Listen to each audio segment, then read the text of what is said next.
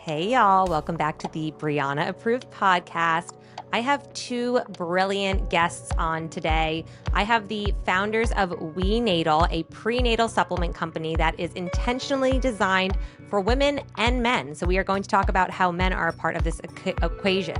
We have Ronit and Vida today, and WeNatal aims to change the narrative around fertility and pregnancy, shifting the focus from me to we, which we love because I always joke and say fertility is a team effort.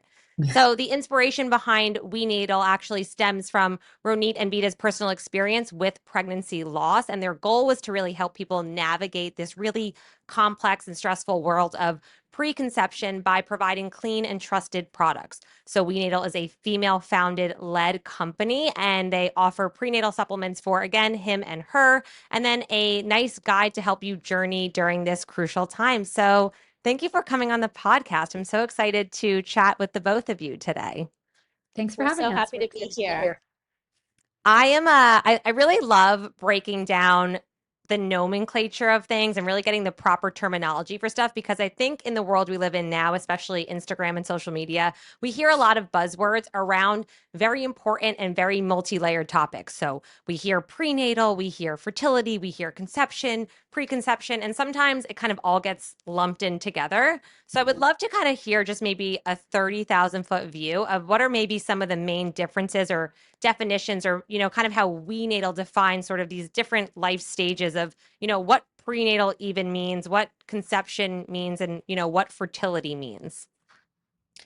Yeah, that's a great question. And I think the term prenatal, I agree, is totally misleading, because prenatal is before, technically, like before you give birth.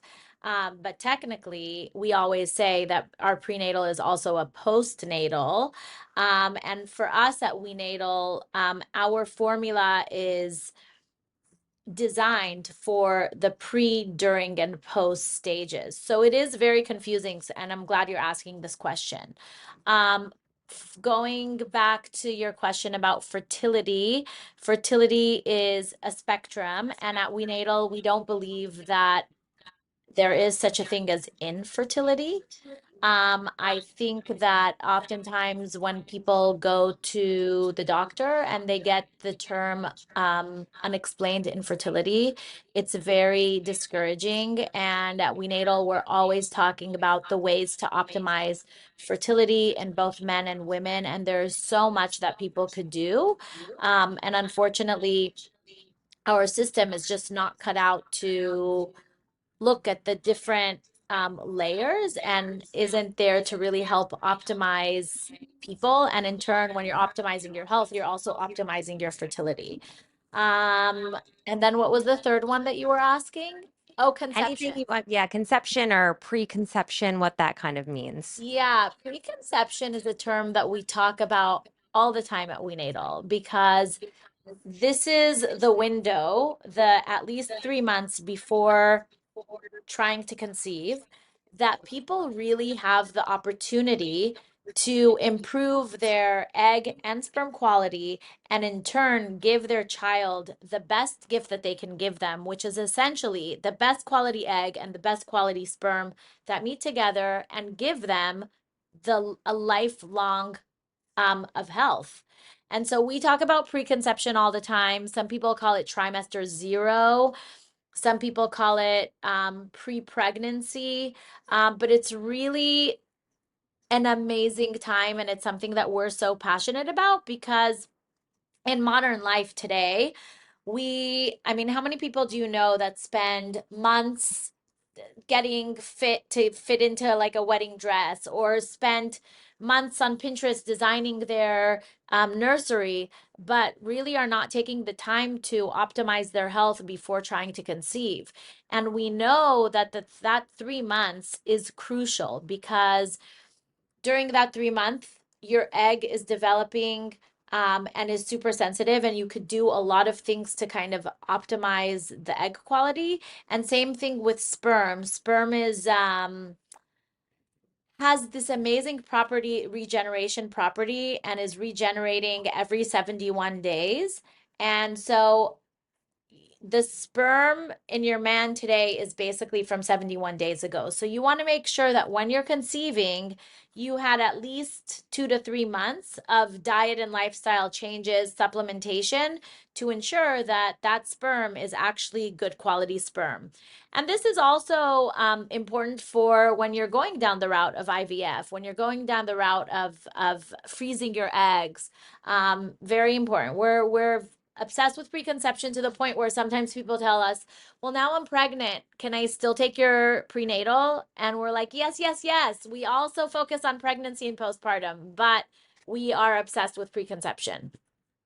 Yes, that was amazing. Vida, I know you were kind of busting at the seams, I could see too. I know it's an important topic for the both of you. I'm sure you have some insight you want to add as well. Yeah, it's kind of a great question because there's so much miscommunication. Kind of one of the reasons we started WeNatal was because there was so much stress and confusion in this space. And we found it really hard to find the truth. We had doctors very, dismissive of miscarriages. We had doctors who say, take a prenatal, they're all the same. We had doctors saying it didn't matter if our husbands ate whatever they wanted, smoked weed, doing all the things. And so we want to be this brand of optimism and a brand that can really decipher through the science and get it to you in an easy way. And I think that's so much of who we are is able to help people and give them optimism around what they can do because we weren't given that in our journeys. I love that you both said that. And you could tell that you're both so involved in this industry because you use the correct terminology, even saying things like optimize and support. Ronit, I know you want to chime in about something, I could tell. Oh, yeah. Well, I just wanted to add one more thing. I think that,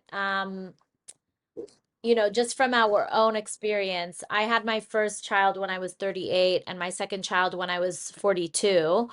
And, Vida said doctors are dismissive. Not all, but some, the conventional doctors and the conventional wisdom out there is um, as you age, your fertility declines. And if you're over 40, you're not really likely to be able to conceive naturally.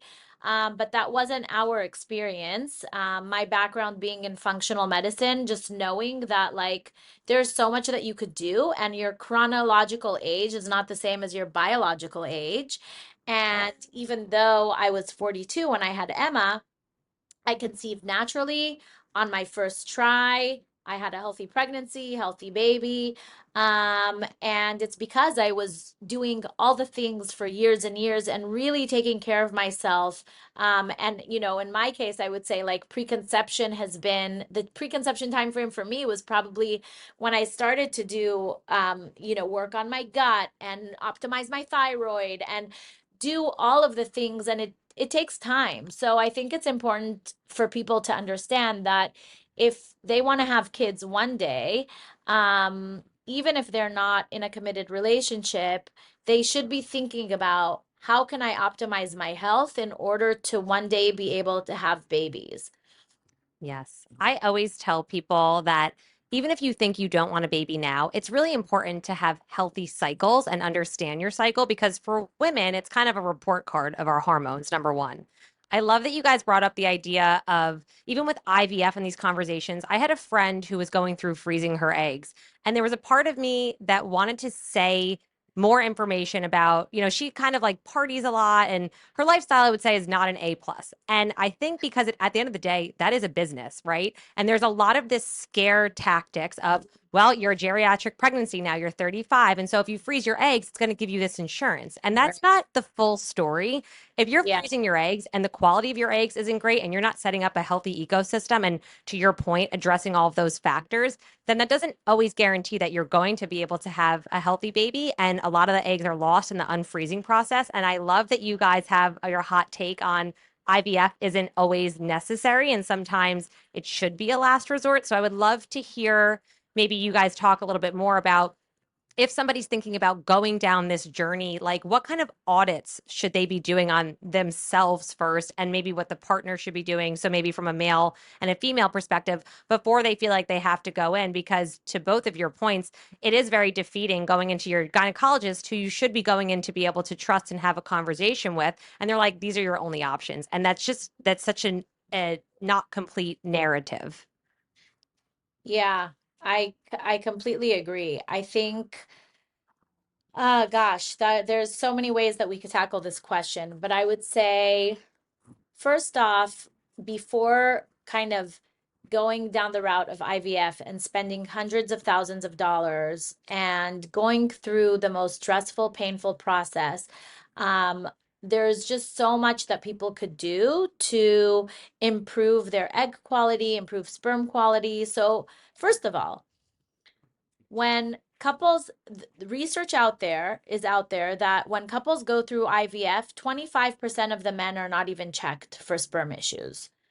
So that's one out of four couples, but we know that 50% of infertility, of miscarriages happen because of sperm quality. And how easy it is to fix sperm is incredible. Research shows that with antioxidants, high dose antioxidants, there's a 5 times higher chance of their partner conceiving. So I would say make sure, A, before going to IVF, make sure that your partner is on a good quality prenatal. B, making sure that you're both doing all of the things to optimize your health. And what does that look like? That looks like um, eliminating anything that reduces your fertility. So that's environmental toxins. So let's think about what you're doing every single day, breathing the air in your house, drinking water, right? So making sure that you have high quality water, like a good air water filter, a good air filter, opening your windows, not going into your house with shoes because that brings in a ton of toxins. And then the places where toxins lurk in your household are typically your bathroom and your kitchen. So, cleaning those two places up from toxins, meaning plastics, which completely reduce sperm quality, any type of non-stick pans like Teflon, things like that. And then in your bathroom, typically for women, they're using, I think, like 12. Um, Beauty Cosmetics. products over the Beauty counter. products, that's the word. It's Monday Yeah. morning. And my kids are finally back at school, so my brain is just starting to work. Beauty products is what I was looking for. And it's very important to know that your skin is the largest organ, and will absorb anything that you put on it. So making sure that you have cleaner beauty products, and it's so easy nowadays to find cleaner beauty. There's so many brands out there that we love. And we could share later on what, we have some free resources on our website, which we can point people to. And then it's adopting those things that are fertility boosting. So first you want to remove any fertility blockers. Then you want to adopt the fertility boosting things like eating real food, making sure that your diet is full of fruits and veggies and antioxidants and good fats and protein, prioritizing protein. I think that's a big one. And then the other two things that are kind of fertility boosting is sleep, making sure that you get restorative deep sleep. We both have Aura rings. We're obsessed with sleep at WeNatal. Our entire team has Aura rings. It's a big one. And then the third thing is mindset and adopting a practice that can help you navigate today's stressful world. And I know Vida likes to talk about this one, so I'll let her talk about that one. It's also just one that's not often recognized as a key factor in your fertility. And it's some tools that I wish I had. Like I mentioned before, it's so stressful. And we're seeing more and more research show up about the mind body connection. And if we're always in the state of stress or fight or flight, our body is going to have a harder time prioritizing conception. So finding those tools, whether it's breath work, meditation, mindfulness. We knew at WeNatal that supplements was one part of the equation, but not the only part. And that's why we came out with a journal. We knew we had to support anyone trying to conceive with simple tools, questions to do with your partner. If you're doing this on your own, how can you create community? How can you get back to 3 minutes a day of gratitude, even on the most stressful days, even when things seem like nothing's going right. I think it's most important to help your body get in a place where its conception is going to be more prioritized. And I think it's something that we don't always talk about. We think we're checking all the boxes with cleaner home products and eating healthier. And I have a lot of friends who came to me like, I'm doing everything right. I'm doing this and this and this, but they're so stressed about it Mhm. that it's really tough. And back to the question about IVF and all that, there's so many things that we can do to help try to get our body to a state of conceiving naturally. And I truly believe mindfulness is a huge part of that. Absolutely. The journal that you guys sent was so beautiful, and I love a good prompt. And I think when you're focusing so much on trying to have a baby and conceiving, it's supposed to be this really joyous time in your life. It takes actually a lot of the romance and sexiness out of it because you're like, all right, well, I'm ovulating and we got to go now. And, you're stressed. And if you are doing IVF or you're trying all these different avenues, even if you know a lot of information, it can feel very overwhelming and daunting. And to your point, Vida, it is difficult to be like, how can I take time for me right now and take a step back and get back into, we're doing this because we want to create life. And the last thing my body's going to do when I'm stressed out is say, this is a good time to bring a baby into the world. Exactly. Totally. And we always say it's so important for you to adopt all these practices, the food, the cleaner home products, all that, and even the gratitude, because life only gets harder and more stressful when the kids come. And if you have a good foundation, it's going to make it that much easier on the journey to becoming a parent. Absolutely.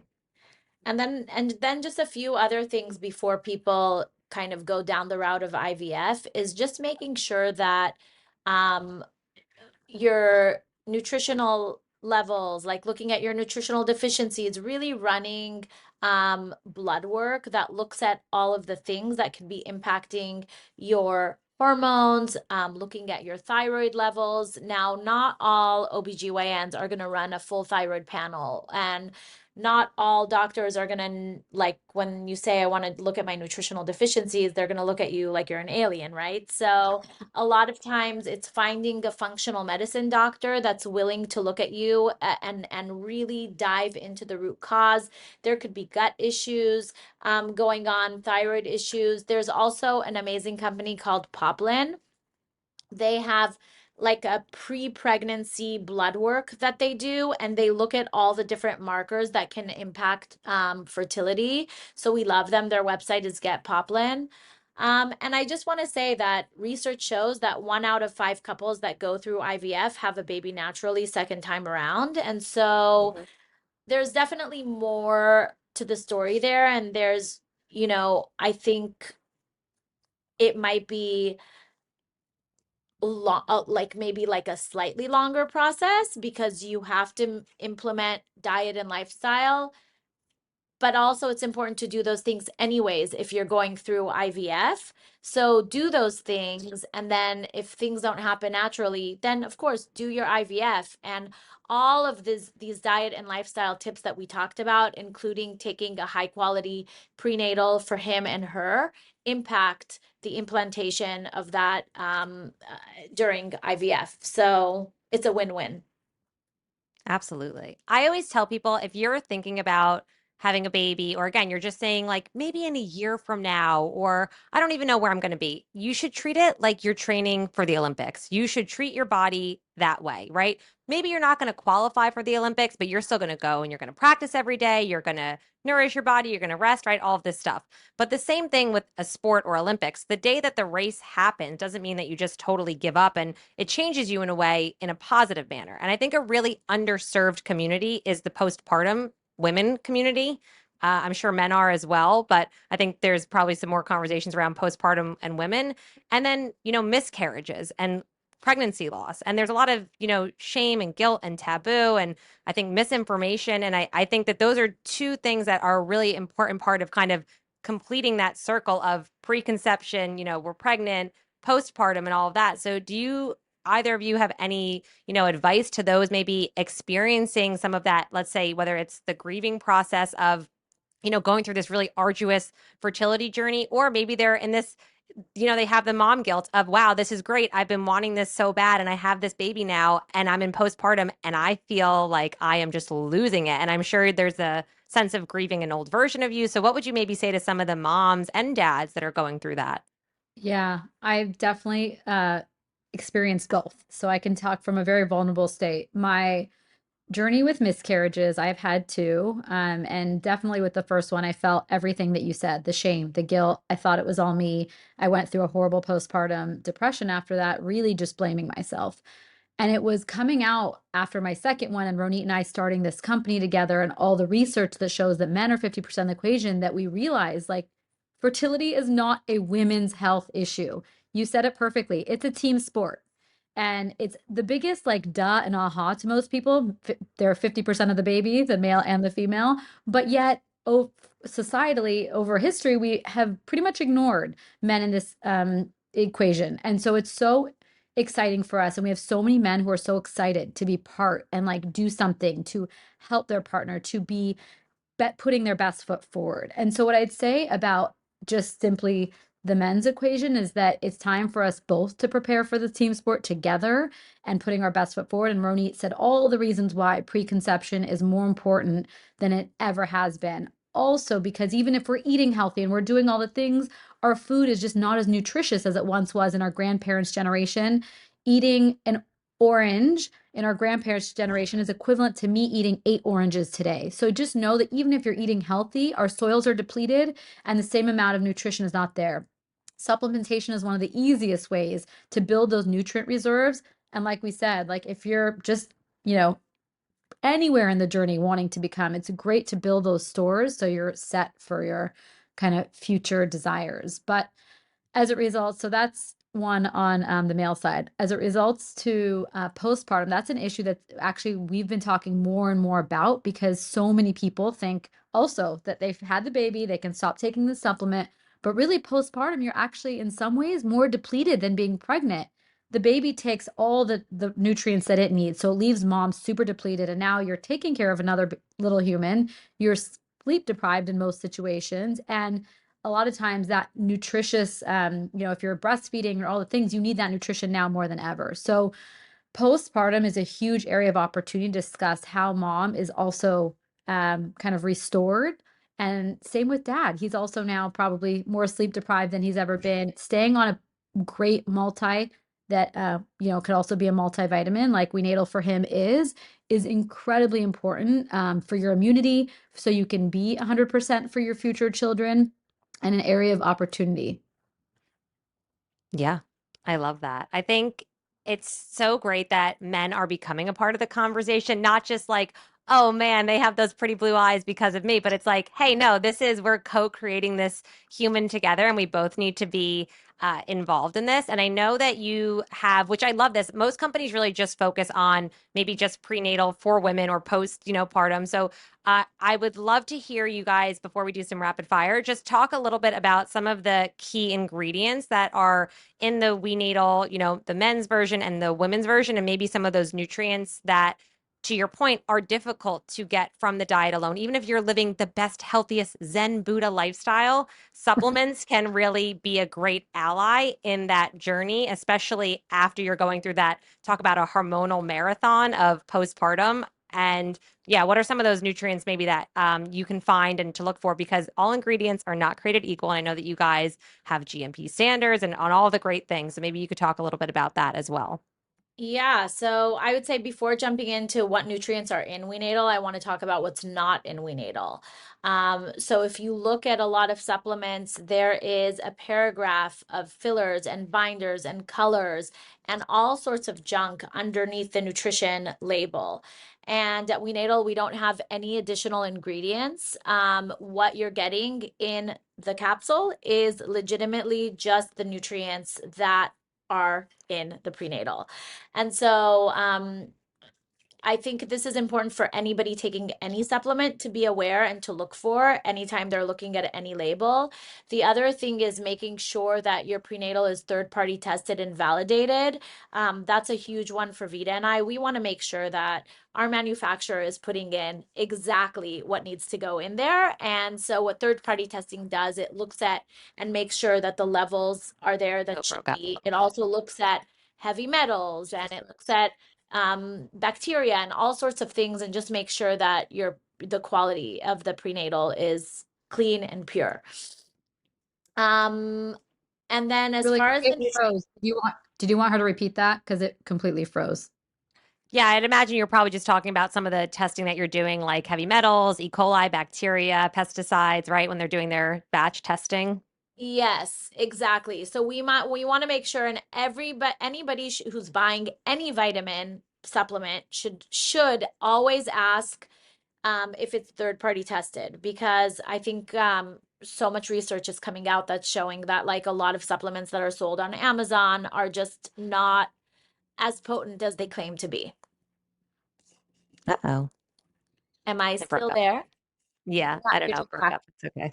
Okay, I'm back. Okay, let's talk about the nutrients that are crucial in a prenatal.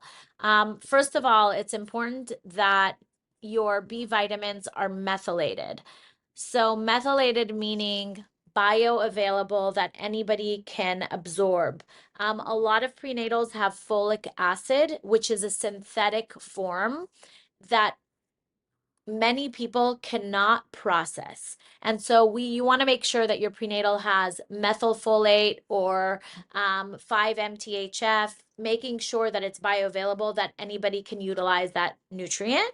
So both our men's and women's have folate that's bioavailable. You want to make sure that your dosages are actually correct dosages, because a lot of prenatals will have all of the nutrients that are needed, but the dosages are so low to make a difference. One example is choline. Choline is needed for baby brain development. It's crucial for pregnancy and postpartum. During pregnancy, it's recommended that a woman gets 450 milligrams per day. And during postpartum, if you're lactating, 550 milligrams. Our prenatal is the only prenatal on the market that has 400 milligrams. And the reason why we have so much is because it's very hard to get choline from your diet. Wait, yours is the only prenatal it cut out. Yours is the only prenatal that has how much? 550 milligrams of the choline? We have 400 milligrams because an average American is getting on average 285 milligrams per day. Choline sources are eggs, liver. But if you're not eating those things, it's very, very important to make sure that you're upping your levels. There's one prenatal on the market that's super popular and it has 50 milligrams of choline. Like, that's alarming to me. So making sure that your levels are up to par, and then comprehensiveness, making sure that the prenatal that you're taking our prenatal has 24 ingredients. Some prenatals on the market, just look at the label, has 10, 12 ingredients. Not enough ingredients. We wouldn't take out one. Calling out some ingredients that others don't have, like iron, for instance. WeNatal has iron, and it's important because during third trimester postpartum, a lot of women become iron deficient, and so it's important to make sure that you are getting additional iron. Vitamin D is another big one. We have 4,000 IUs of vitamin D. Low vitamin D is linked to so many issues in general health, but also in pregnancy. So it's very important. And then on the men's side, I would say antioxidants, like I mentioned, L-carnitine, vitamin C, vitamin E, N-acetylcysteine or NAC, zinc. Men taking those nutrients have way higher chances of conception. CoQ10 is another nutrient that's very important. WeNatal has 200 milligrams of CoQ10.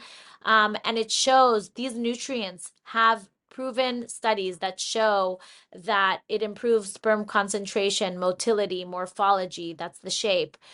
So when Vida and I saw these studies after we had our miscarriage, and our doctor was like, "There's nothing you could do. You're just old." And I was like, "That doesn't sound right to me. I want to see, what's going on." And we realized that we were neglecting our partner's health. And once we put them on, we kind of created a concoction, and it ended up being like they had to take like 10 or 12 pills. They were amazing. But I got pregnant 3 months later. Vida got pregnant 6 months later, once our partner was on these high dose antioxidants. And then recently added to our little WeNatal family is omega-3, our DHA, EPA, which is crucial for baby's health, mom's health, dad's health, reducing inflammation, all of the things. I don't think I need to explain to your audience why like being on a good quality omega is important. And so that's been amazing as well. No, I love that you brought up the idea of the proper dosage. So many people get this wrong because there's so much marketing puffery and the package is pink and it's got a stork on it and whatever. And it's like, right, but what's the clinical efficacious dose that the research Yes. shows is going to actually move the needle for supporting the mitochondria and the cell and reducing free radical damage? And I know you guys, I believe it's 3 capsules a day, which is pretty unheard of for a prenatal. That's a lot of people forget that equation. Something only works as well as you take it. So if it's a 6 a day and you're like, I'm only taking 2 capsules, you're not going to get that full efficacious dose. So that's really nice that you have 3 capsules. A Yeah, hundred it was percent. important to us. And We thought the density of, yeah, yes, go ahead, Vida. we got the nutrient density of 6 to 8 capsules in 3 because, like you said, I couldn't take them all. When we were pregnant, trying to take 8 to 10 to get all the nutrients, it was impossible. Ronit was a champ. She was downing them, and I was like nursing maybe 2 to 3 a day. And so we realized we have to make this easier. We wanted to make it more sustainable. We were ripping plastic packets every day. So we made the jar beautiful. I was hiding like 10 ugly vitamin pills in my, and then I wouldn't take it because I wouldn't see it. I wouldn't remember. And so there's a lot of intention behind the jars, the sustainability to make a future better planet for the humans we bring into it, and making it as easy as possible, but yet getting all those nutrient density that clinically backed every ingredient, every dosage, which you recommend. And if anyone wants to geek out on our website, there's research behind every single ingredient and every dose. And that's just something we weren't willing to compromise despite, all the competitors out there. We actually didn't think the world needed another prenatal. We were so focused on making a men's one. But when we realized what was out there, we thought it's time to reinvent the women's world as well. Absolutely. I will link the website in the show notes. And what a lot of people don't realize is that all ingredients don't play nicely together. CoQ10, very hard to formulate, does not play nicely with others. So, getting ingredients and vitamins that are bigger, B12 is a really large molecule, trying to get that down. So, people don't always realize, like, why do I have to take 3 capsules? Because if you want the right amount, then you have to make sure that they work together, not only the ingredients, but synergistically in your body as well. And your formulation is, I'm an ingredient snob, and I love all the ingredients that you have formulated. You could tell that you have really done your science research and dug into all the PubMed articles. I'm sure many tabs were open on your computers.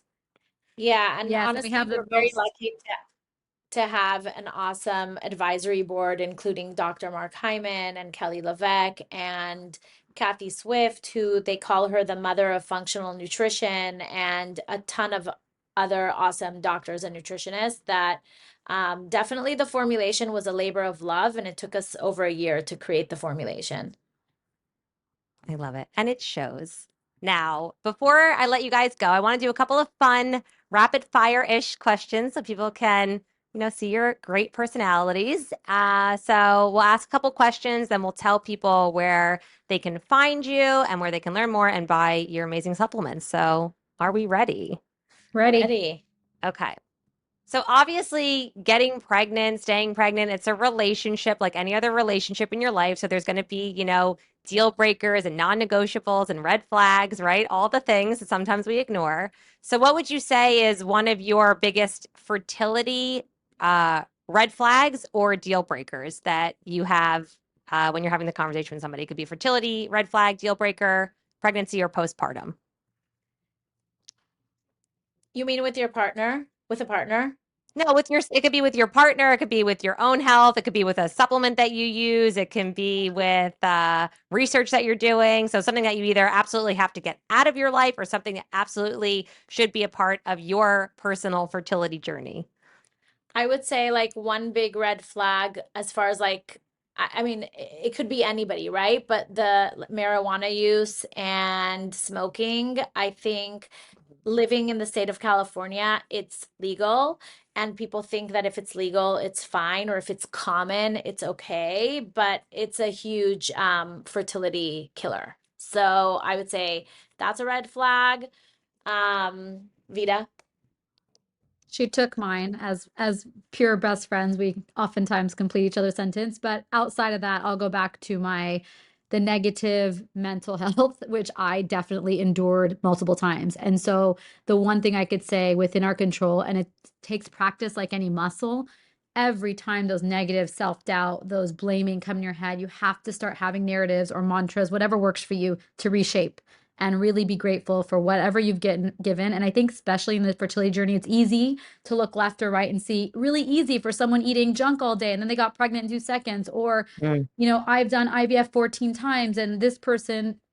So everyone's journey is their own, and just really trying to go back to yourself and what you can do. I know it's easier said than done, but I'll go back to, like, you can control your own mental health, and investing in that will be invaluable.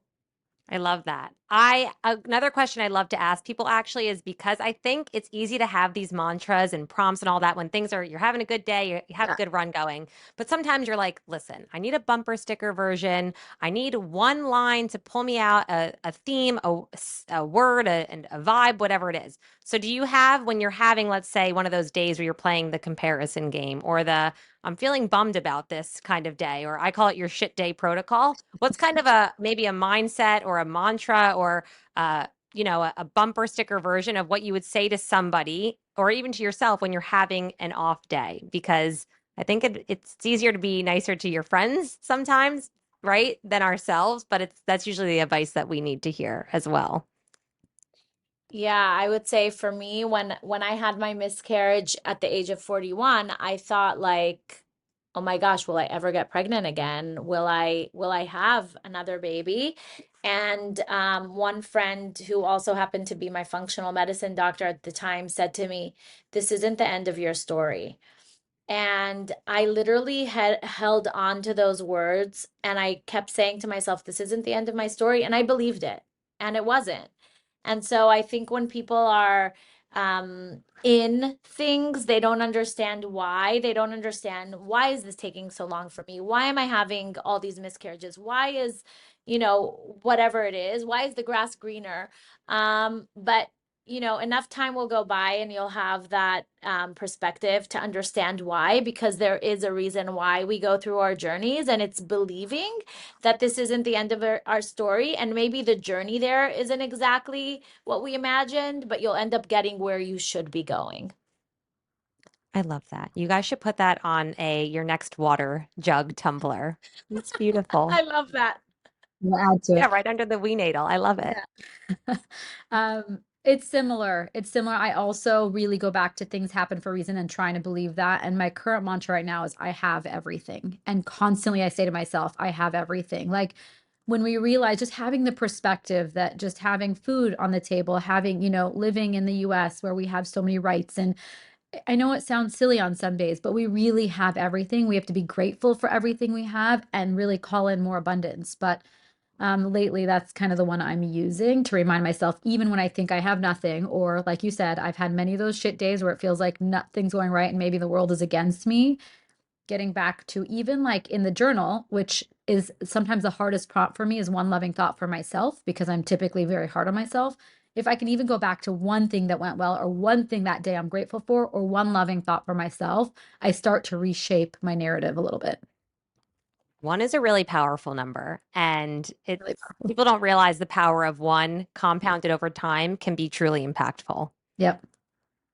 Okay, one last question for the both of you. I'll give you an option to answer either, okay? And then you can tell everybody where to follow them. So either, I always love asking a piece of, health or career advice you would love to give your younger self, or wish you would have actually listened to younger on, or if you could create a new PR campaign for fertility, conception, pregnancy, what would it be? Because to your point, there is a lot of, I think, misinformation out there, oversimplification, women not feeling heard, being dismissed. So just leave us with some wisdom, some feel good stuff, even though you've already given us so much good stuff today. Okay, I want to start. I think it applies to both my career and my fertility journey. I really want your listeners to trust their gut for so many reasons. Because one, you have to be your own doctor in a lot of cases. Doctors are amazing, But typically, what I've found in my own personal journey is they're busy, they're seeing multiple patients, and no one knows your body like you do. You almost have, and the same way in your career, even the best manager isn't advocating for the way that you can advocate for yourself. And so when I mentor people in the corporate world, I'm always saying, like, you are your own brand manager. You're the one that's going to tell us everything you've done. You can't count on a leader or someone else to like get you a raise or really recap what you've done. And in your own journey, it's important to do the research, know your stuff, look for what you're looking for and not, because we've heard all the scary stories of women giving birth and not trusting their intuition and things go horribly wrong. And so all I'm really advocating for is anyone in their health and their career trusting your intuition and being a voice for your own personal journey, whatever that is. So beautiful. So well said. I always tell people you are your best clinical trial and you've been in your relationship with your body the longest. Exactly. And I think a lot of times we're silenced by people who we think are professionals. I've done it in my own corporate career, people above me, or in the medical world where I just took what they said. But the reality is you have to do the research yourself, and it could be complementary, but it could also empower you to want to do more, which is why how our journey kicked off, really. I love that. Yeah, I agree with Anything else Vida. you'd like to add? I agree with Vida as far as just being your own advocate for your health, for your career, speaking up, following your gut. I think at WeNatal, anytime we followed our gut and had a good feeling about a partnership or, a relationship or an employee, it always went really well. And a lot of times as women, or just generally, we learn to kind of like, I don't know, not trust our gut. And now, a year and a half after launching WeNatal, we're like, okay, we always have to listen to our gut because the proof is anytime we didn't, we, things didn't go well for us. And then as far as rebranding fertility, I think we're on a mission to rebrand it as a couple's journey. And it's not just on women's shoulders, and it takes two to tango. It takes two to make a baby, and it takes two to make a healthy baby. So that's my PR campaign for fertility. Oh, I love that. It takes two to make a healthy baby. Put that on your next mug launch as well. When they're taking their vitamins, they could have their tumbler to take it with it, right? A little paired action. Exactly. Okay. I love it. Oh my God. This was so much fun. Um, I have to have you guys back on because I want to definitely dive deeper into nerding out a little bit more and science and all of that, but I don't want to take up too much of your time. I'm so appreciative to connect with the both of you, and I have a feeling we'll definitely be chatting in the future. But how can people find you, find your supplements, learn more? Where do you all live and play? Instagram, website, and this will all be in the show notes so people can go back to that later. Amazing. So, our website is wenatal.com. Our social media, which we share so much research, and we have Science Tuesdays, and we share it in a fun and easy to understand way. We_natal. Anytime we post anything about men's fertility, we have hundreds of thousands of shares because we're assuming that women are probably sending it to their partners. And then we have a free preconception guide on our website. If you go to wenatal.com/guide, you can download our 9 tips for preconception. And that guide is very useful because it has actual products that we recommend and resources. And then if anybody has any questions, we love being people's resource. There's so much misinformation out there. If anyone ever wants to get in touch with us, they could DM us on Instagram or they can email us at care@wenatal.com.